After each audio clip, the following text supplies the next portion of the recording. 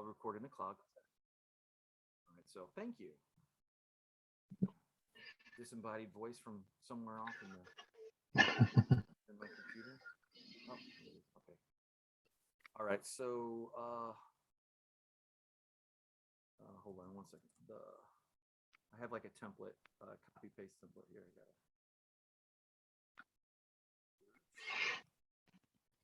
All right. So this is episode 4.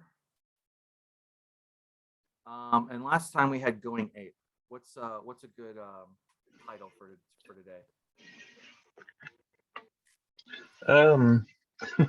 Seeking the truth in comics. I like that. Seeking. In comics.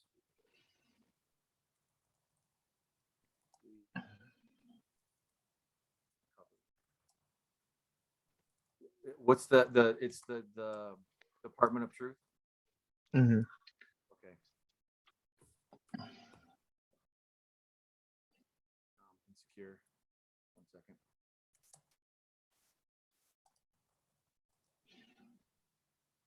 Okay, cool. Paste.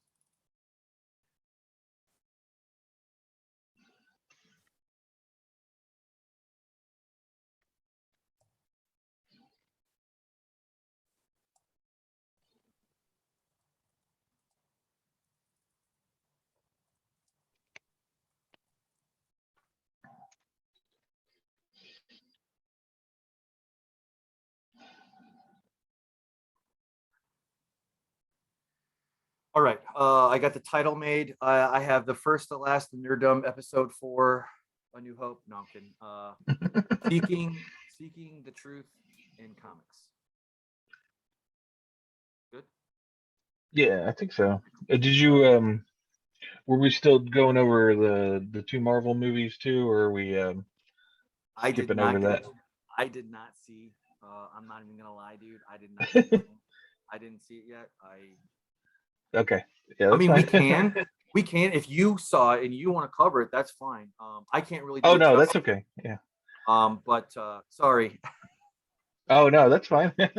It could be just So, completely comics, yeah. that's fine. That's fine. And to be honest with you, I don't know that I would. I don't know that I would have anything good to say about the new ones. And I shouldn't say that and prejudice Mhm. myself before I see it, but it is what it is. Yeah. I mean, I'll still see it. I'm still willing to see it and talk about it. That's fine. That's fine.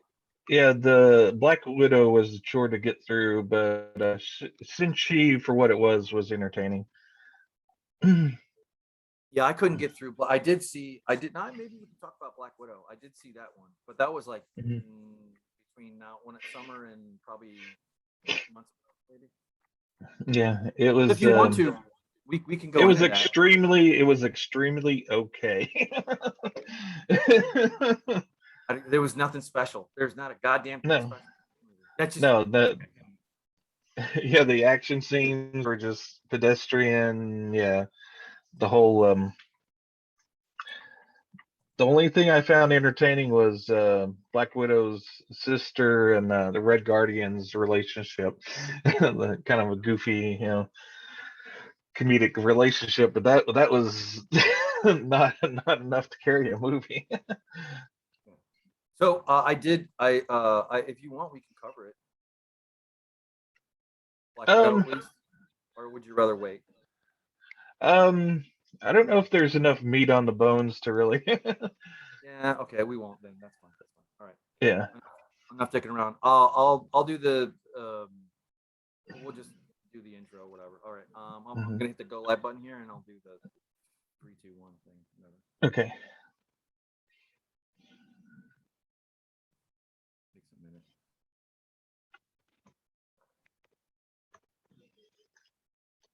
All right. Well, it says we're streaming, but 1 second. I just want to make sure that little. Okay. Now Sure.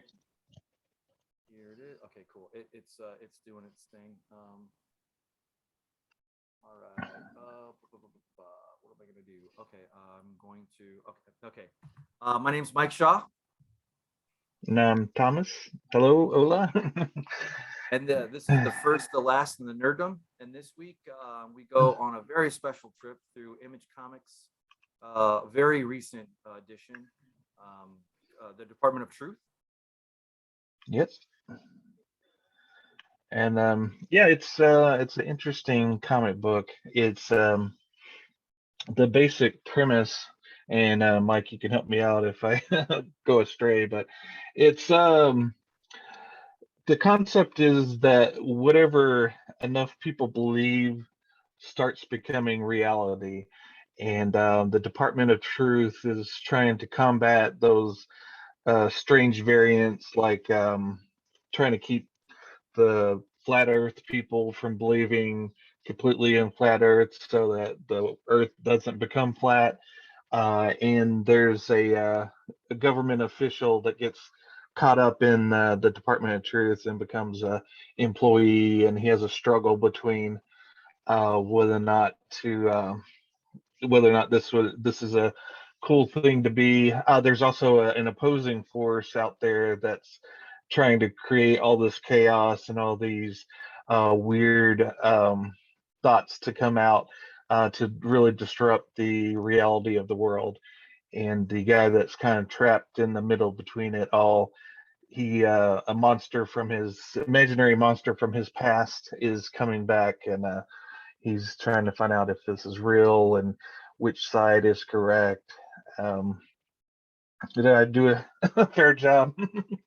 No, that's yeah. Bear with me here. I get technical difficulties here. I just switched the screen because I was Gotcha.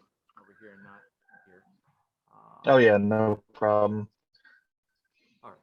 So this is us doing this. All right, cool. So hopefully that's right. Hopefully I have you up there and me down here, and then it's a good, nice window. Yeah. So anyway, yeah. So I read this. I came in, and I knew nothing. I mean, you gave me a little short synopsis of it, and I think you put it. You kind of related about X-Files ish with a little bit more of Hmm. a harder horror edge, Yeah. and like one that will really make you question what the is what's going on, but in a good way, in Hmm. a good way, in an Yeah. entertaining way. So the whole premise of this thing is conspiracy theories are out there. If we just take a moment to just kind of talk about the author and the artist, Hmm. I think the point I got from it was that you can use conspiracies as just if you just strip away conspiracy and you just call it a story, it's another way to tell a story. Essentially, Hmm. it's interesting. It's that's why people love conspiracy theories. I mean, and boy, I think what did I say? I think well, so my notes from last week, I called it. I said it's very apropos to today's climate. Yes. And the like I said, the writer James Tinian the fourth, he's been in comics for a little while now, and he came in popularity because he took over from Tom King's disastrous run on Batman, and James took over Batman and brought the sales way back up. And he was actually DC was trying to rope him into an exclusive contract with Batman and DC, and he said, "Nope, I don't think so." And he's going to be doing these Image comics, but he also has a deal with Substack online, and he'll start publishing comics there. But he's one of those up and coming writers that you really need to keep your eye on, because each thing he does is quite unique and different. And but yeah, he's in with this he really kind of shines, like you said, with the conspiracy theories, and he really has fun playing around. And the art style, I keep forgetting the guy's name, the artist, but he reminds me a lot of yeah, Martin Simmons. He reminds me a lot of Bill Sienkiewicz's art, real kind of abstract, but you still see the reality of it. But the fact that you're dealing with these really weird ideas, the art kind of lends itself to that, because you don't want something that's really realistic. You want that kind of weird sort of patching pages together with lines and whatnot. That's similar to conspiracy theories. Yep. No, that's to piggyback on that. The way that they slowly he does it very gradually. He slices you in Mhm, to just the artwork. Like, and the one thing I read it kind of late this week than I intended, but what I really want to do is I really want to go back through it a few times and look at the artwork. mhm, Just look at the artwork. Not don't worry about the story or whatever. Like, there's so many things to unwrap from it. And I mhm, my doors were blown off. This is probably one of my most favorite new things that mhm, I could see. I hope that it goes for a long time. But mhm, I was blown away by it. mhm, It was very good. I haven't read a good comic book like that in a long time, and I should have got it. mhm. Should have got it. But there's an Image Comics. I'm not even gonna try to. I might try to go get it in a minute. But anyway, doesn't matter. But there's a couple good other Image Comics that I've read over the years, like recently. But I'm not as Yeah. familiar with them as I am, Yeah. like everybody else is for Marvel and DC. And Image, it's I guess you could say it's a big. It is actually a big player in comics. You got Walking Dead came from that, and True. to talk about the roots of Image, it was started by Todd McFarlane, Rob Liefeld, I think Jim Lee. There was a couple other guys in there. I think Mark Silvestri didn't start it, but he came in later. Those guys, they were all very successful with Marvel, and they realized that Marvel was really banking on their names, and so they got together and started Image, Yep. That and was they came from Marvel in that whatever they created was not their own. It was Marvel. Marvel owned the rights to it. So when they started Image, they wanted to create a company where the creators still owned their own properties, so that if they ever left or went on their own, they could take their creations with them. Yeah. And I was gonna say I pulled up the actual live comic book, and we can page through it here or whatever. We're not really gonna give anything too much away from like the first few pages, but yeah. yeah, you're right. And the '90s came from Marvel sucked, DC sucked. They were on the ropes, or they were kind of sort of coming back, but not really, whatever. And then that's in the '90s. As all the comic book nerds know or should know, that's when Marvel started to sell off their IP. They sold off Spider-Man and rights, all that stuff to Sony or whatever, whoever the company was at the time. And then you had this weird thing that is finally kind of coming together. Maybe we can do a show about that later in the future. But yeah, Hmm. the Image Comics, from my understanding as well, was that was like a punk rock rebellion kind of thing. And Hmm. speaking of that punk rock, I get that from this book. I Hmm. mean, it's woven throughout. It is not your typical comic book that you're used to. It's its own thing. And one of the things I think I like to say a lot is it stands on its own. Hmm. And I was just blown away by it. Are you Hmm. familiar, or have you, or what are the aspects that you'd like want to cover first here? Because like I'm kind of taking your lead because you have a far more experience with this than I do. Hmm. Uh, One of the things I love about comic books is that you can get something like this.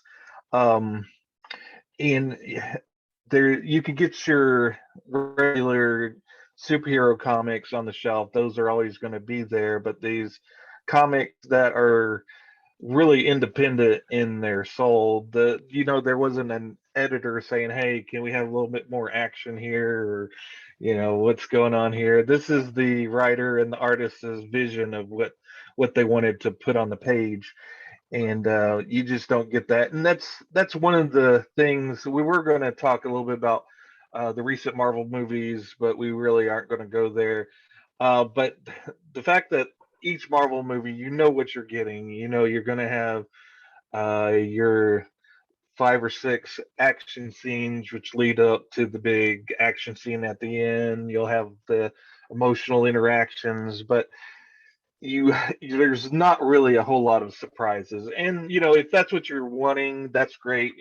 Fine. It's fun entertainment, but there's no surprises really. So when you get a comic like this and you read it, it's something completely different, and you really don't know where it's going to go, and I love that about stories like this. I completely agree. Yeah, I was gonna say. Okay, so and we can break it down here a little bit. And there may or may not be spoilers. We'll try to call that out before we talk about it, and it is what it is. Hmm. But you know, one of the things that I love, I know you are a big horror fan, and I can Hmm. appreciate that, and I am to a point. You definitely have me in spades for sure. But one of the things that I like, I don't know what the genre is called, but those movies, like very David Lynch, Memento-ish, like early Chris Nolan, where you're kind of submersed into this bizarre universe kind of thing, and it's the psychosphere, meaning it's kind of like putting on a spacesuit and then jumping into somebody's mind, in a way. Hmm. Like that's a really horrible way to put it, but the best way that I can. This reminded me so much, and on more than one thing, of True Detective, the TV show Oh from yeah. Uh-huh. HBO, I think. And they had Hmm. 3 seasons. And I just a real quick rundown. The first season with Woody Harrel. I can't. You know what? Why am I pretending to think to know what the heck it is? Bear with me here. Matthew McConaughey Matthew and Woody McConaughey, and Harrelson. yes. Okay, I was so doubtful of myself for Woody Harrelson. I just was like, "Ah, is it really Woody?" Anyway, Yeah. yeah, Matthew McConaughey and Woody Harrelson. I mean, that whole thing. The first season was blew a lot of people's doors off, and then season two, Hmm. a lot of people didn't like it when it came out, but now that opinion is kind of changing because Hmm. it's kind of I don't know what everybody's problem. I enjoyed it. I mean, I don't think it was as good as the first Hmm. one, but it definitely held Yeah. its own. And then finally, season three was with Marshala Ali, which is he's a great actor. God Yeah. damn, he's good. Excuse me. Gosh darn, he's good. But anyway, in that True Detective, are you familiar with it at all? Have you seen it? Oh yeah, yeah. I Okay, really enjoyed, especially the first season. It was very good, and I believe the creator and writer is either lived or is from Arkansas. So of course, okay, being a hometown boy, that's it awesome. it was of interest to me. But yeah, that was the whole Matthew McConaughey's character is just a marvel to watch in that series, and with all of his theories, and it kind of touched on the um, cosmic horror of H.P. Lovecraft and Mhm. the other writers in that genre. Trying to The, think, August yeah, Derleth. Yeah. yeah. The storyline in True Detective, I think to me that's probably the nearest analogy or the closest thing that reminded me. I mean, every step of the way, it really reminded me. Not to mention one of the main characters' name is Cole, which is Yeah. interesting. I don't think there's a coincidence there. It's just a coincidence, but Yeah. the True Detective and going through it, it really reminds me of that because it's just enough of a little bit of uh, the metaphysical, the demonic or what's the word? Hmm. Supernatural. That's what it is. Like supernatural. Yes. Just a little bit of just kind of a little bit of supernatural there with a little bit of sci-fi kind of Hmm. built in, kind of thing. It's Yeah. hard to, but Yeah. really And it revolves around those characters and how they react and what you see from there. That kind of. Sorry, go ahead.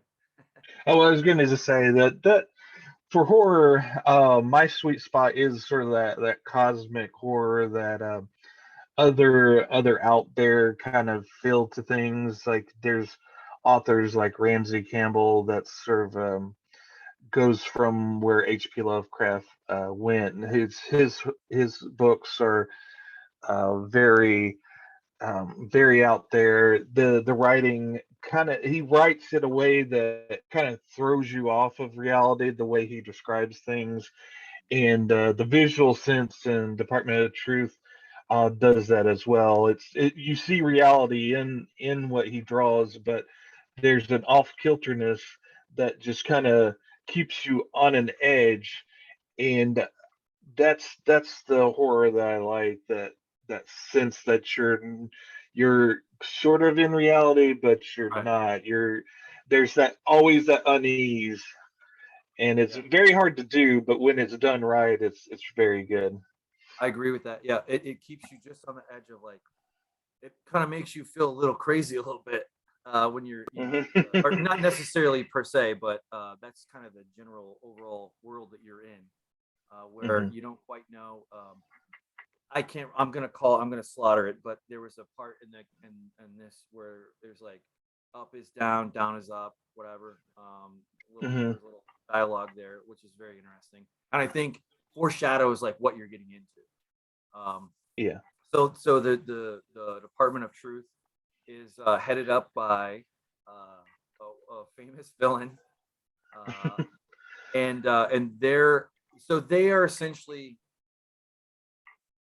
good guys, I guess. Or if there was the closest thing to good guys, they would be it. And then there Mhm. versus the other. And I don't want to give too much away because it's kind of Yeah. you build up to it as you go on. Mhm. Uh, Yeah. And did you just read the first volume, or did you read the second one as well? I got through the first volume, and Mhm. I can't wait to probably after we Mhm. get done with this, I'm going to be cracking open that and just enjoying the hell out of it, heck out of it. Yeah. Yeah, and so the way they structure this is Image Comics does a very cool thing in that, and we're not sponsored by Image, obviously, Nope, not at all. but this is just our unfiltered opinions. But Image does a really cool thing in with their graphic novels in that their introductory volume one is always 9.99, so that it's at a price point where if you're just kind of interested, you're going to get in.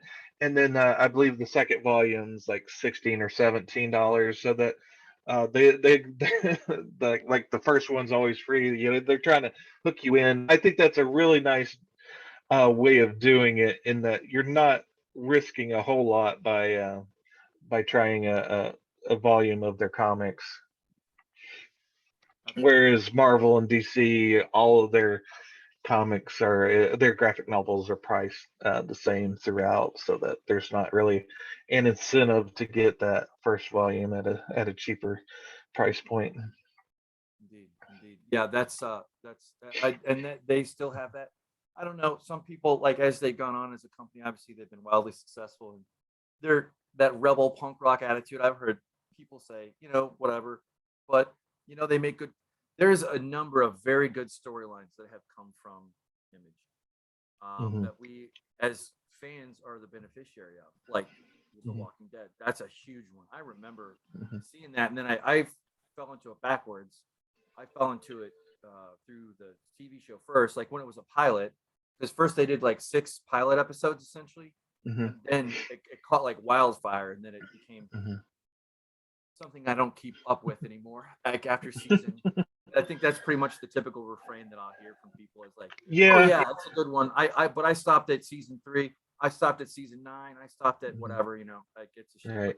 in any case, But going back yeah, to Image, I think like with The Walking Dead, it just stray a little further away from it. But yeah, I got into the first few seasons. The creator of the show got fired from it, so I think ever since then it just um, kind of strayed from the original vision of it. And I believe the creator of the comic book, Robert Kirkman, he's also left. So and is doing his own thing. But he's I got a big finished the whole comic book series, and the series maintained its quality, and I really enjoyed the whole comic book series of it. But yeah, we can get back to Department of Truth. Like you're saying, the villain, I guess we could spoil it. It's not a big deal, I think, is Lee Harvey Oswald. So that kind of throws a wrench in everything um, in the series. But but yeah, so you're thinking, well, what's going on here? And I won't spoil anything, especially because you haven't read it, the volume two, but it gets further into the truth behind the Department of Truth, Right. and the what how Lee Harvey Oswald got into where he was. So it continues with developing the mystery, and the cool thing about it, like X Files, is uh, as more mysteries are revealed, the truth of them, more mysteries pop up from that. So, in they do it in a way that, so if you get the first two volumes uh, and want to start reading just the floppy comics that come out monthly, they release them.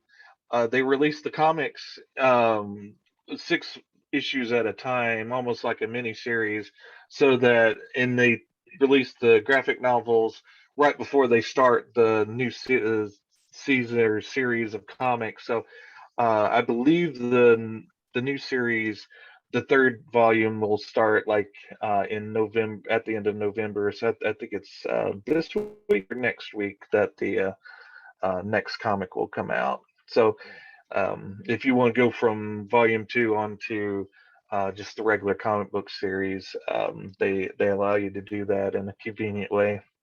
Yeah, they you can just roll on and then go to that weekly or whatever, Yeah, episodic or issue, like old school.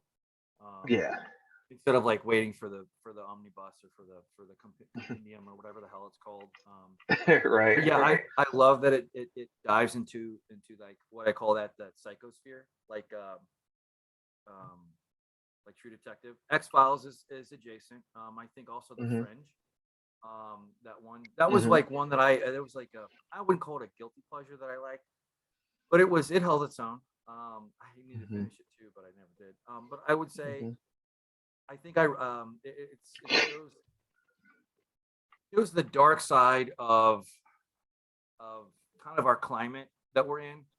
Hmm. In like where people are already conditioned to not trust what comes out from from the authority that we have. Like whether it's Hmm. media or the government or this organization or that whatever. It really brushes you into that corner, and then pretty soon you Right. look up and you see conspiracies all around you, so to speak. But that's boy, it's fun. It's just fun to kind of take a trip in. I haven't probably enjoyed something like that in probably a few years. Probably last time True Detective was on, which was a while ago, Hmm. but not too long. But it ain't Hmm. it ain't getting any closer in time. Yeah. But yeah, Yeah. the let me see. Let me check on our time here. Yeah, we're good. We're coming up on like 18, 20 minutes or so. But aside from that, I guess what what is the thing that you drew that you just love from it, aside from the horror part? Like what I guess how did you discover it? Like, you know what? Let's go with that. How did you discover it? Like, how did you just pick it up? Did you know what it was? Hmm. Did you know it was coming ahead, or I guess what was that looking I'd seen the comic on the shelves. The only detraction I can think of the series is the name of Department of Truth. It doesn't jump out at least to me. It didn't jump out at me. And the covers were intriguing, but they didn't quite pull me in. So I think that's sort of the detraction from the art, in that it can be so busy that it kind of overwhelms you. But yeah, but I was familiar with the writer James Tinian the Fourth, and I was interested in reading more of his stuff, and I'd heard that this was very good. So when the first volume of the graphic novel came out, I grabbed it up. It was actually on Free Comic Book Day that I grabbed it up, and so I got an extra discount off of it. But yeah, I read that and was very happy with it. And at the time, I didn't realize that they had timed the comic books, or I would have started with the comic books right after reading that. But yeah, I waited for the second volume to come out and read that. And after that second volume, I'm hooked. I can't wait for the next thing to come out. But yeah, a lot of times I will, when you're in the comic book shop, the, you know, you're not supposed to judge a book by its cover, but that's a lot of times all you got outside of flipping through the pages. And uh, the art can be a but sometimes you really have to read it to really appreciate a comic book. For example, another Robert Kirkman comic, Invincible. It's been made into a cartoon series on Amazon, but it it just looked like a generic superhero comic book from the covers. So I'd never read it until just recently, like a Yep. couple of years ago. Yep. uh, I was like, okay, what's the deal with this? So I got one of those giant compendiums and read that within a matter of days. It was so good. Yep. And yeah, it just blew the doors off me. But just judging by the covers, you really don't get a sense of what's really going on in the comic book. No, you don't. Everything takes you by surprise. Even if you think it's going to be that way, it's not that way. It's at least Hmm. from my point of view. And Hmm. I'll double up on your assessment of visible or invincible, excuse me. And of course, I Invincible, yeah. again backwards. I came into it from the Amazon show that they created, and I was blown away by it. And then I again kind of got back into it from that. Same thing for the I bought a same thing for Walking Dead. It's the same pattern, but oh man, they've done a great job. The Invincible comic is really good. I love that universe. I love the whole thing. It holds up well. It's its own thing. You don't feel like it's a carbon copy cheap clone. And I guess maybe we can get to this maybe a few minutes. I don't really have anything. Well, I guess we'll do a search on it here. But I did hear that there would be maybe some news of this being optioned to do something with TV. I don't know, maybe not, but I only saw a headline, so to speak. So, Hmm. but in any case, I love this comic book. This is like I find more and good on Image Comics. I find more interest in what they have very good content. Hmm. And it's not just them. There was a I should be slapped because I have it in the I know exactly where it is, but it's a one I started to get into. I haven't finished it yet, but there's more than one series that probably if you're a Marvel or a DC person, like I am, like that's just kind of your basis, and maybe you have a little bit of exposure to indies here or there. Hmm. This is just a uh, great comic. Like this is where I wish Marvel and DC were. I don't think they're there. I'm not saying that they don't have any bad or really good storylines anymore because they do.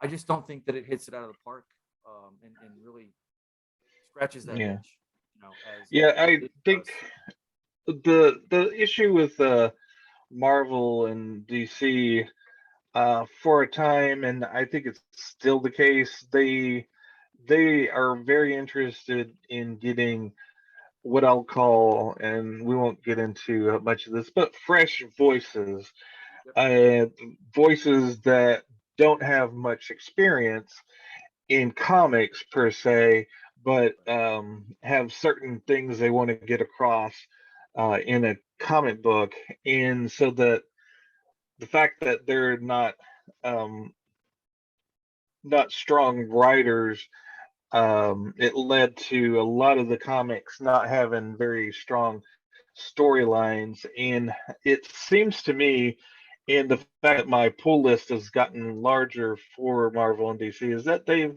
realized that a lot of the veteran writers are still veterans for a reason, and they're pulling back. And there's like a lot of new writers like James Tinian, although he hasn't completely left DC. He didn't sign the contract for Batman, but he has said he's going to stick around to write like certain limited series there. But writers like him and Chip Zdarsky. He's also got a comic book coming out through Image as well, but he's a very strong writer on Marvel. He's been writing Daredevil for the last couple of years, and it's probably the best run of Daredevil since Frank Miller and also it's not said much, but and Nascenti's run right after Frank Miller was very strong as well. But yeah, since those two, there hasn't been a really good Daredevil run until now. And the So sad thing is that he's getting ready to leave Daredevil, but man, that run has been very good. that's good. That's one more thing you need to check out. But I would agree with you. I'm a huge Frank Miller fan.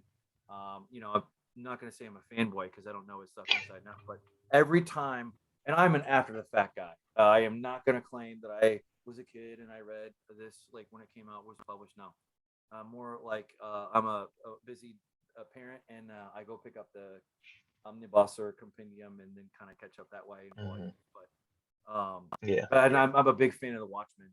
Just kind of fanboying it out there. Sure. Yeah, Watchmen. Yeah, that one was very good. I think the fact that DC is trying to figure out a way to continue the storylines been interesting. The Jeff Johns did a limited series recently, Doomsday Clock, which Yep. I had mixed reviews, but I enjoyed it myself. Yeah, I still have yet to like read the last 5 episode or 5 issues. But I'm probably there with you. I still enjoy. I get more joy out of it than not. I'll say that. I'll say Mhm. that. And Yeah. it's just very interesting how they weave kind of those storylines in there. And maybe one of these days we should kind of do an episode, kind of thinking spitballing on like our maybe the top three or top whatever number of considered like our favorite artists Mhm. or editors or writers, that kind of thing, and then Mhm. kind of go through that, and not covering like the Jack Kirby's and the Stanleys and all that. Everybody's done that to death. Not to say that they Yeah. don't get their due, but I think everybody, anything that has been said to say about Jack Kirby or Stan Lee, has already been said, Yes. and they're both Yes. on the other side. Yeah, and they I just they're kind of fresh in my mind in that this year I decided to read the first 100 issues of Fantastic Four, which I've completed, and I'm going to read the first 100 issues of The Amazing Spider-Man, which I'm about 85 issues into it, so I should be able to finish it. But uh, but yeah, it's given me a fresh perspective.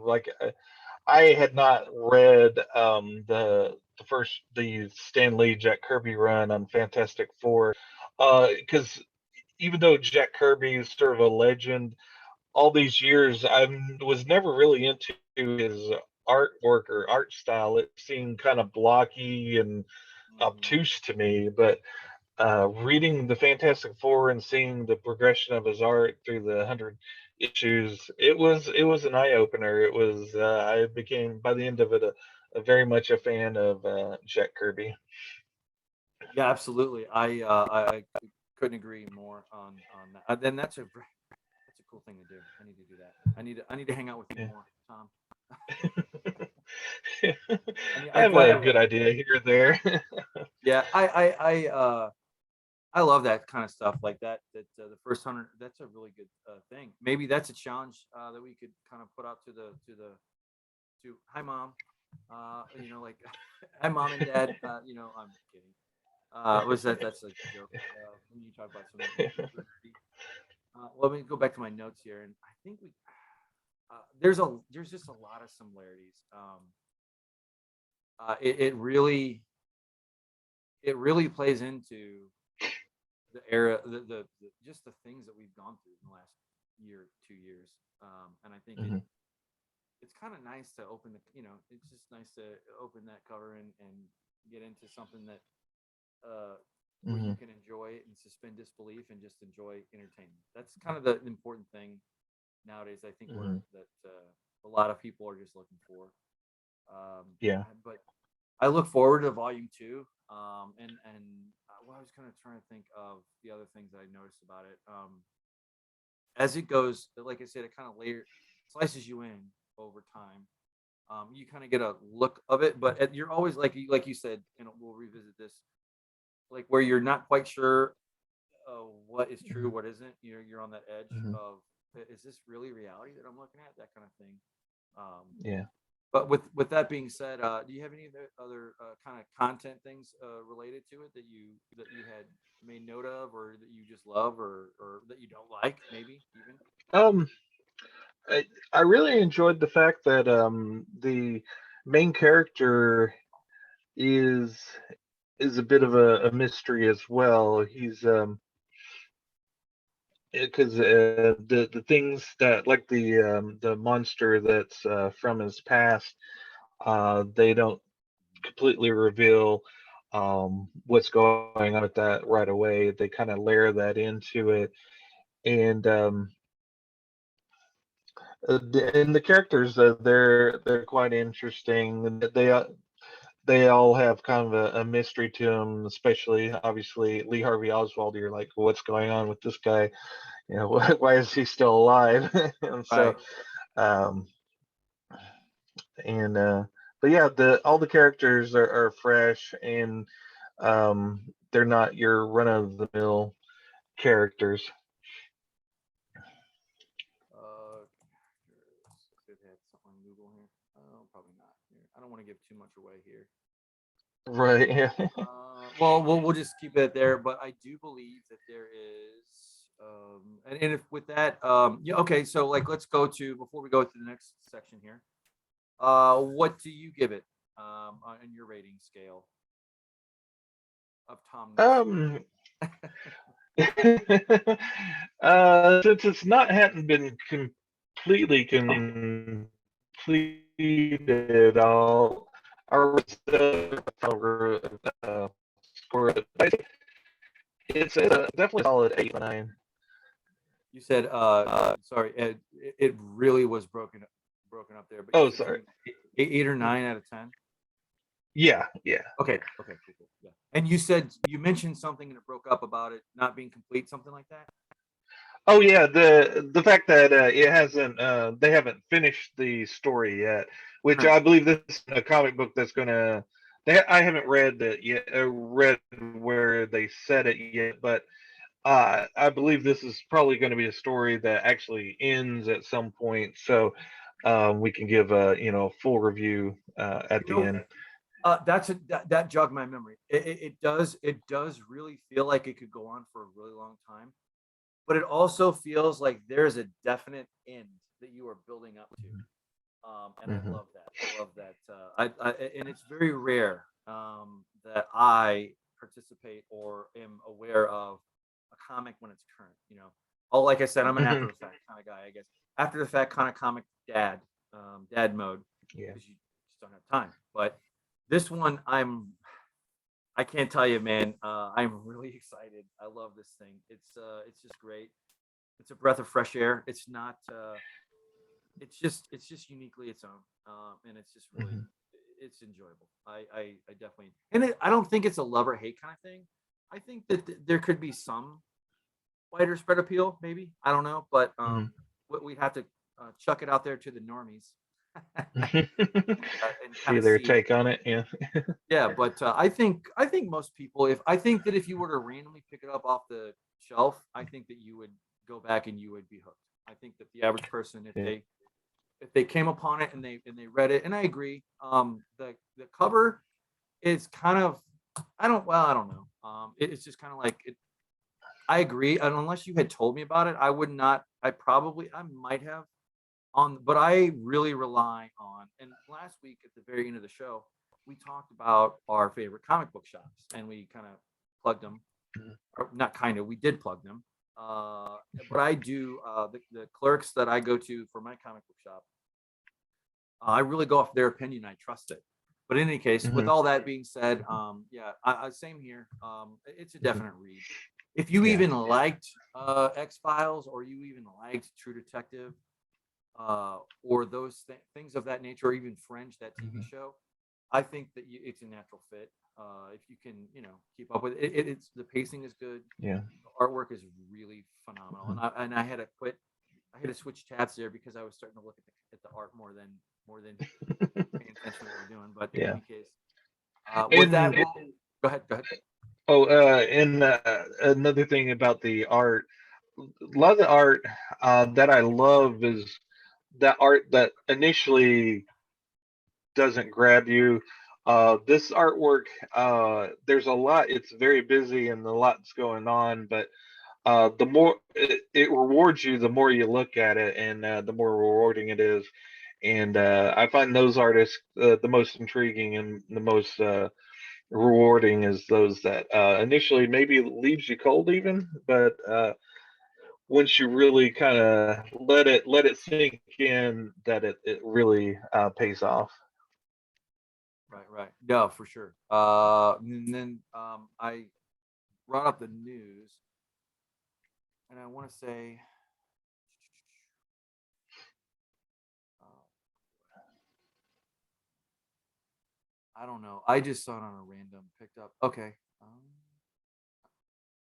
Sorry for this information. Department of Truth picked up by Elizabeth Murdoch. Okay, this has got to be the news thing. They're the like where they're gonna make. Maybe this is it. Uh, okay, this is just more of. Sorry guys, this is live. There's that famous Bill O'Reilly clip. I love it. Like, we'll do it live. TV show. But yeah, it's Okay. Oh, there even we if go. it's All right. picked up for a TV series. Well, yeah, it looks like it could. A lot of comic book properties gets snapped up for TV series, especially now.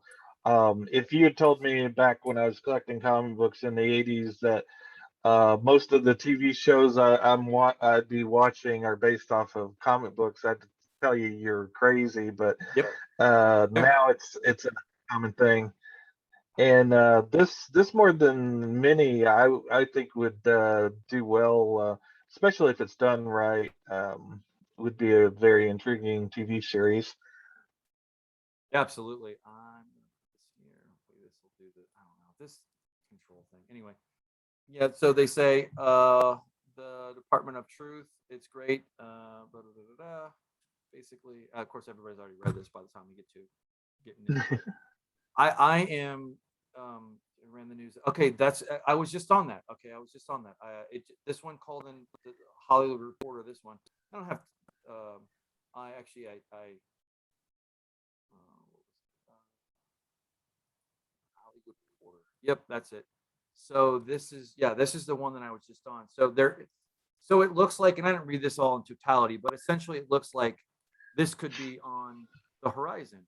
And I will say, I don't want to go as far as to say it's the golden age of anything, but it kind of sort of is the golden age of these comics that are really good stories, and then they find the right people to turn that vision into the small screen or the big screen, as it were. Mhm. Especially in the era of Marvel, and excuse me, I'm not going to say Marvel. I'm going to say, if I say Marvel, it's going to be pre Disney. If I say but what I should say, if it's modern, I should say Disney Marvel. That there's a very Mhm. distinct difference between those two things, Mhm. because Marvel, as many people know, teetered on the precipice of bankruptcy for a time, and it wasn't good times for them. But in any case, oh man, this is one of those things like where I'm starting to fall in love with the comic and the series and kind of the whole thing around it. So it's kind of like, please don't screw it up.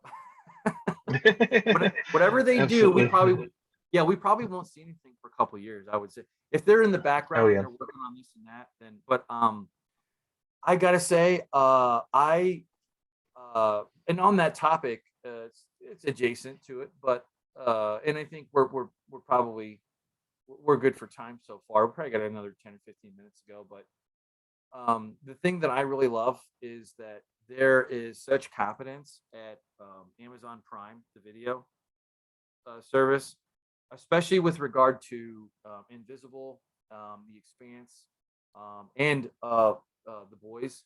The That's another boys, one we yep. haven't even talked about. The Boys, Hmm. like when that comes out again, I am all in. I love that. Hmm.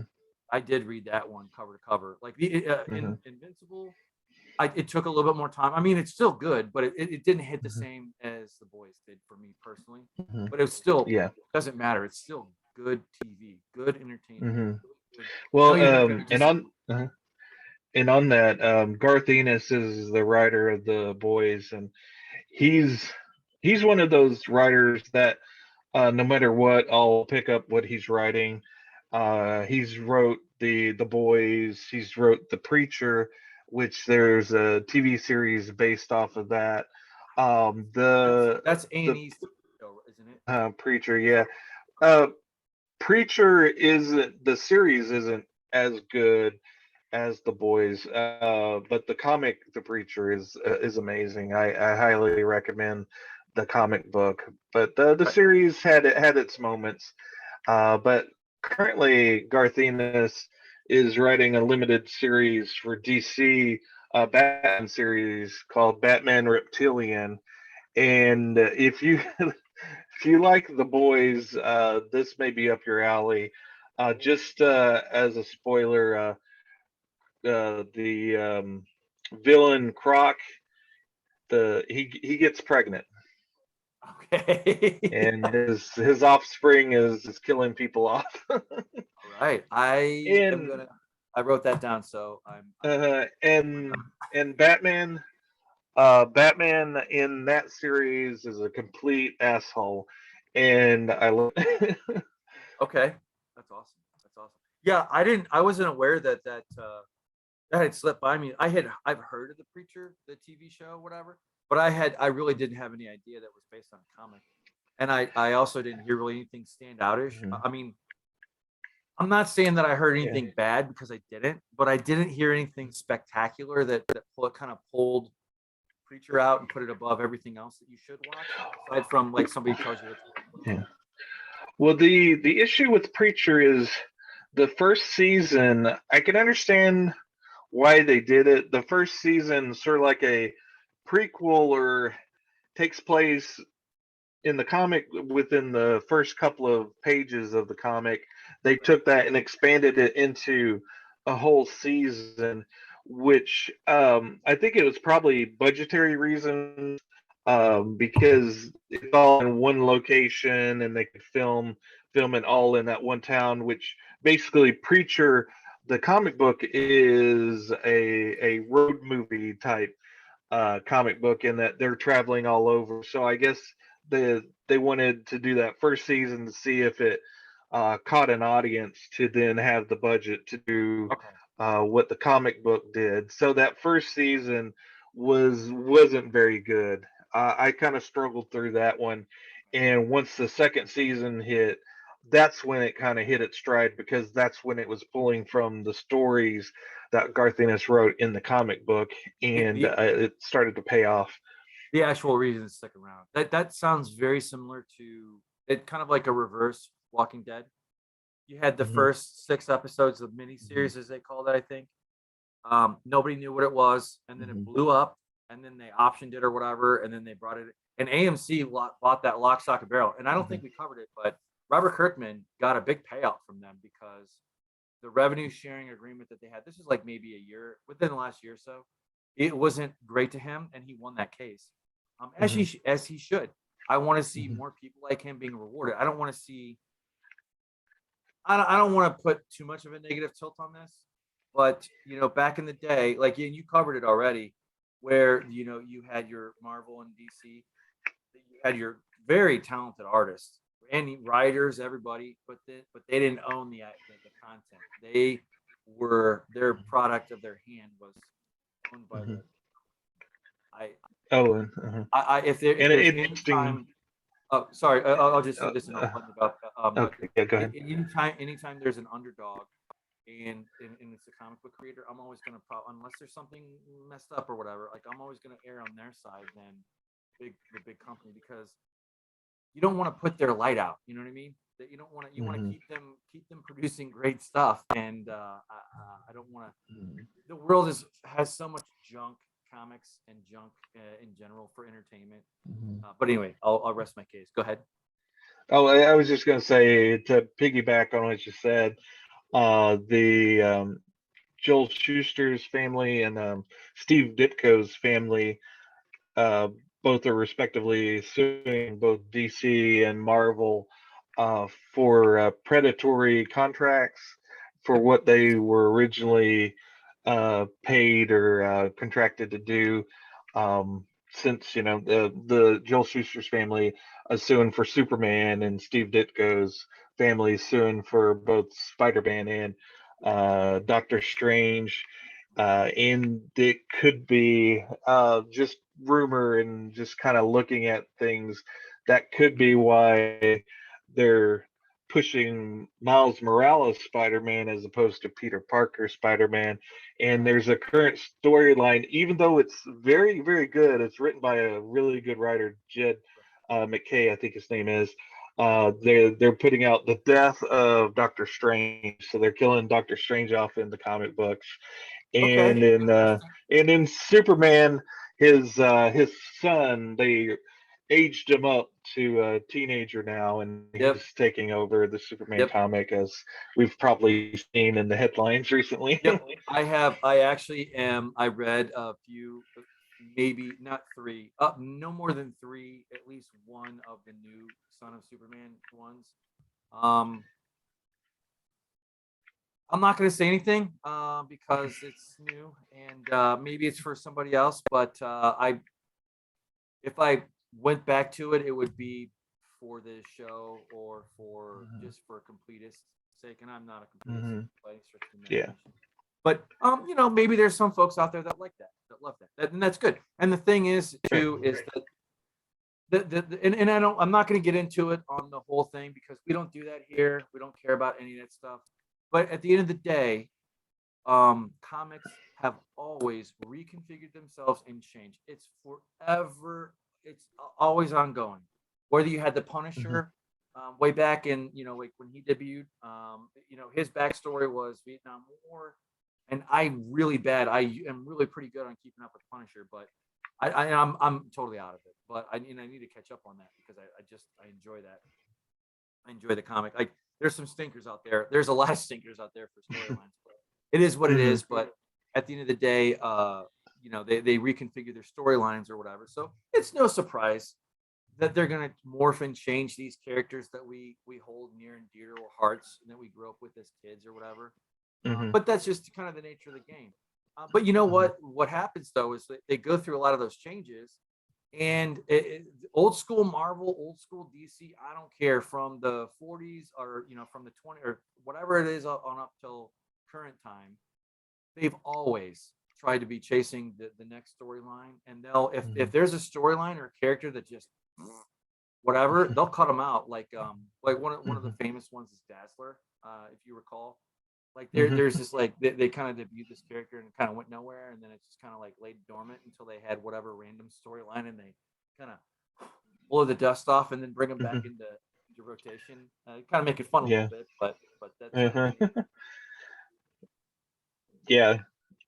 Chris Claremont, he's the writer for X-Men for decades, and he's one of my favorite writers. He was known for taking these oddball characters that no one wanted and building them up and Yep. making them, major sellers. I mean, like X-Men. X-Men was on the verge of being canceled. Actually, it was canceled and brought back, and Many times. that lineup that we know today, the Wolverine, Storm, Colossus, Nightcrawler, that core team, that was actually a bi-month comic book for a long time just because it wasn't selling. And with Chris Claremont as the writer, it brought so much attention to it, and, he made it the massive hit that it is today. And uh, I I definitely think I could speak, and I'll speak for myself, and you can chime in. But I definitely think I am very much pro-creator when it comes to mhm, these. They know the product inside and out, and I don't want to get into too many storylines, but I am semi-current on Wolverine, and like I believe the synopsis of where he's at right now is like they brought him back from the dead. I'm not going to go into that whole thing, but they he believe he is now on what was the mutant island? The Krakoa, yeah, yeah that yeah. Say it again. Sorry. Krakoa. Yeah, Krakoa. There and then, but he is the last I left off at. He was the head, or he had the leadership role of the X Force, and it's supposed to be like X the Force. their special forces thing. And I haven't got Hmm. in really beyond that, but and I'm Hmm. behind on that. But I Hmm. maybe I can speak to the death of Wolverine and how it happened. And I know it's a mixed bag, but I was okay with it. I thought it was as good as it could be. Maybe that's a show for another time, maybe. But I really enjoy. I'm really glad that we're doing this and I can get back into comic books. Such Yeah, joy. and actually, speaking of death, I mean, death is never really permanent in comic books, as we know. And I've been reading Peter David's run on Hulk, and I just now before the our podcast, I read the the funeral issue of Nick Fury. Okay. Obviously, he's still around, and the funny thing about the funeral is they had all these superheroes come in, and there's a special appearance by none other than Bill Clinton, and his line in the comic book was, "I waffle on a lot of things, but I'm going to this funeral." I I'm a fan of Arkansas, I would say, and not get into it, but I'm a big fan of just him as a person. Just he's entertaining. I'll, Yeah. I'll leave it. I'll leave it there. But and anybody can be entertaining. That's a substitute. In case the audience didn't know, that's a substitute for "May you living interesting times." You know, entertaining Yeah. is synonymous with interesting for sure. Hmm. But in any case, yeah, we're coming up on probably about a full hour, maybe a little under. Well, with that, what are your recommendations for folks to check out? Coming over the holidays, like where a lot of people are going to be off. I know Thanksgiving is next week, and Hmm. the following week is Hanukkah. And I took off all Hmm. week for Hanukkah, and I'm really excited to just kind of, you know, Hmm. just enjoy laying around and reading some comic books and maybe sharing it with my Hmm. kiddos and just enjoying the holidays for sure. Hmm. Well, you just reminded me of an earlier run on X Force. I don't know if you read it. Rick Remender, I mess up his last name. Remender. He wrote a run on X Force that included like Wolverine, Deadpool, Psylocke, Angel, and Phantom X. And they recently came out with a 2 volume graphic novel set collecting his stuff, and that is one of the strongest runs I've read with with the X Force or X Men or those type guys. It's it's similar to the current in that it's kind of a dark psyops where they go and do the dirty work that um, no one else should do. You know, they get the dirty work done, and it's a very compelling read. So I'd recommend that. And also, I think you finished it. I'm about to finish it. Dune. I think we're gonna come up, and I think either the next podcast or the one after, Yep. we're gonna be discussing Dune. So the novel. So if anyone wants to read it over the holiday and enjoy our discussion of it, that would be great too. I absolutely I am fully on board with that. I am not gonna pretend that I am a Johnny Come Lately Dune fan, for Oh, sure. me too. For sure, for the book and for the movie, the new movie, not the '80s Hmm. version. And Right. maybe we can kind of do like a shorter episode maybe in the future about covering kind of like some of the more stinkier parts of this all this stuff, or why things are stinkers. Maybe that would be a good Yeah. show in the Hmm. future. That's awesome. Yeah, I would. You know what? I'm gonna cheat here, and I'm gonna highly recommend. I'm gonna double down on Thomas's recommendation from last week about the Department of Truth. It is that good.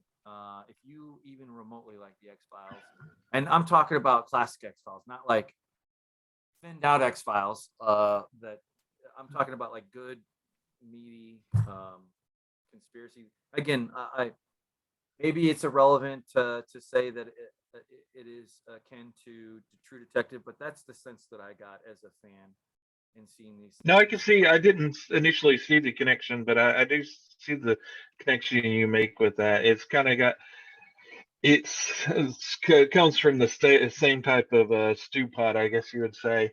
Yeah, it's a good way to put it. There's Good way to put it. a lot of the same ingredients, but you're getting a different mix out of it, but it still comes from the same core kind of things. Absolutely, and I don't know why the hell I have X Forces Enterprise, but it is what it is. No, I'm trying to think of recommendation. You know, I don't have it at hand, but and maybe I'll have it in hand ready because I think I like this more of like our content, like where we just kind of ad lib maybe. Hmm. And as we Yeah. get as we Oh, go forward, one go ahead. recommendation, if unless I've run over my limit of No, recommendations. no, you unlimited, Oh, unlimited. all right. There's a comic book from Image called Primordial Okay. that you may want to pull up. It's by Jeff Lemire, and it kind of piggybacks off of Department of Truth. You might want to put Image in there. Yeah, that'll work. I think. Uh, yeah, that first one. It's just started. I think it's on its third issue. But it's very good. A basic premise is that both Soviet Union shot off the dog and America shot off the two monkeys into space, and from what we know, they disappear. But what if they discover intelligent life out there Ooh. and become intelligent themselves? And it also is so it's parallels the animals plus the humans down on Earth that have figured out that maybe there's something going on with those animals. Maybe they didn't disappear. Very X Files like, and also goes on those conspiracy ideas from the Department of Truth. I think if you enjoy Department of Truth, you're really going to enjoy this. The artwork from the covers, it looks kind of abstract, but it's more realistic artwork inside. But it plays very well with the what the story is like You know, inside as well. it's funny you say that because that ties in perfectly with the content that we've already covered, Planet of the Apes last week, and this kind of has a Hmm. little cut in with that.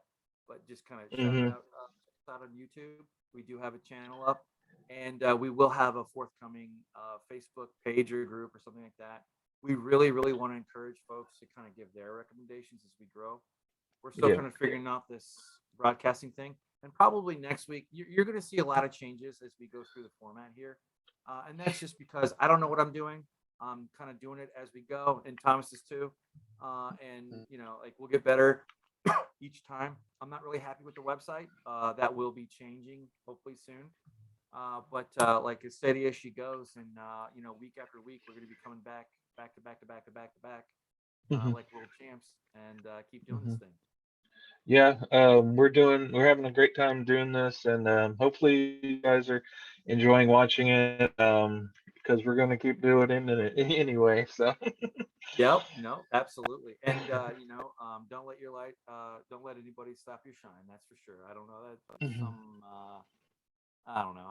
It's far out reference. I can't pull it out. But with that being said, we're about an hour, maybe a little bit under, maybe a little bit over. But we had a really good time last week of just going through Planet of the Apes. If you guys have any ideas, please comment, like, subscribe, Hmm. share. We really Yeah. appreciate it. In If you have a local comic book shop that's local to you, let folks know. Let folks know. Uh, this stuff is important to keep alive. And I know that's kind of maybe cliche to say, but you really want to keep good. And again, and I'll say this, and I'm sure Tom will agree with me, but we want to keep to be pro content creator. We want to call out the folks that are upcoming, maybe. Hmm. I don't have the depth that Tom does, but I'm quickly getting there, Hmm. and probably about Yeah. a few more months, we'll Uh-huh. be talking like true nerds, and I'll be able to Yeah. keep up my end of the thing. And the fun thing about it is, like, say that writer Jeff Lemire. Once you find a writer that you like, a lot of times you can just follow that writer from project to project because their quality. Like, he's writing Primordial right now, but he's also just started a limited series for DC called Robin and Batman, which covers the early years of Robin becoming Robin. And you'd think that that was some already material that's already been to death, but he does a fresh take on it.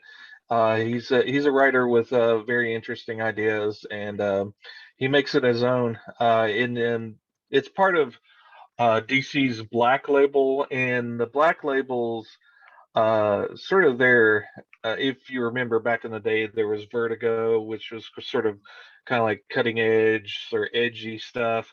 Right. Whereas Black Label is that it's sort of their own different. The each series is its own universe. Like that Batman Reptilian, I believe that's a Black Label as well. So it's in its own universe, so they can kill off various bad guys, but it's not connected to the continuing story arc, so that they could tell a confined, complete story without worrying about years worth of continuity.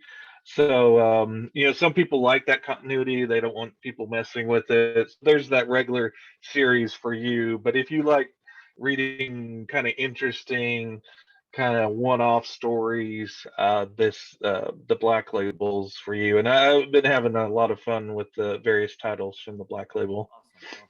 Yeah. No, that's great. I think that'll bring us up to a wrap. Yep. Maybe we'll do like something in the not too distant future where maybe you're new to comics. Maybe your son or daughter or whoever is into them, and you don't know anything about them. Maybe we can do a thing of like basic tips and tricks, like a 101 kind of, so to speak, how to of how to get into it.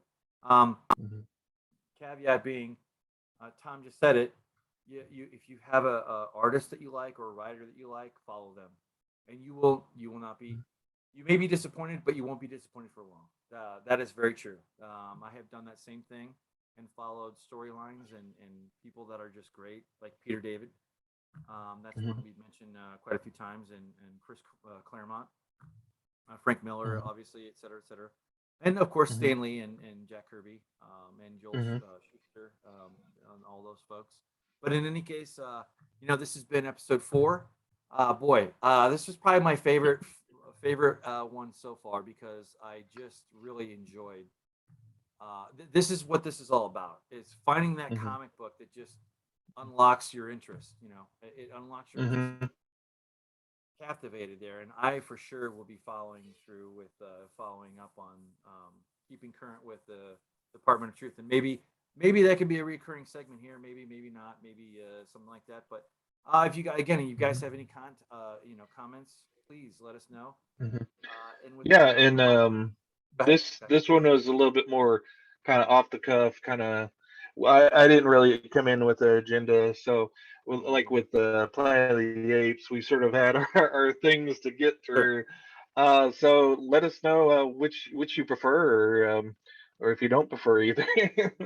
Right. You just want to Give see us give us ideas. Yeah, if you want to keep us talking, I don't think either one of us have a problem with that. But with that being said, it's been fun with you, Thomas, and I look forward Hmm. to doing it again next week. Hmm. Well, we're going to get offline here, and then we're going to come together and kind of figure out what we're going to do in the next few weeks. But stay tuned. I've been Mike Yep. Shaw. I've been Thomas. See you next episode. That was so stupid.